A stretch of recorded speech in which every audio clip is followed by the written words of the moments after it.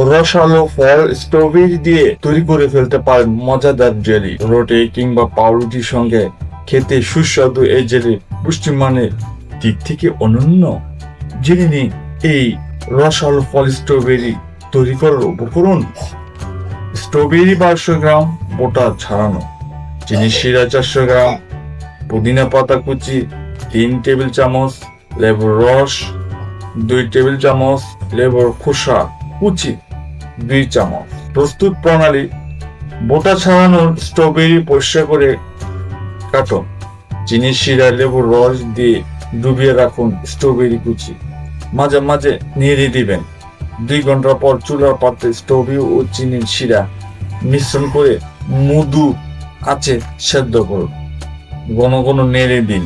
থকথকে হয়ে আসলে চুলা থেকে নামিয়ে লেবুর খোসা ও কুচি ও পুদিনা পাতা কুচি দিয়ে ভালো করে মিশিয়ে মুখ বন্ধ করে কাচের বয়ামে সংরক্ষণ করুন। স্ট্রবেরি জেলি খেতে কত মজা, সুস্বাদু। দে না আমার একটা, ভাই খাই।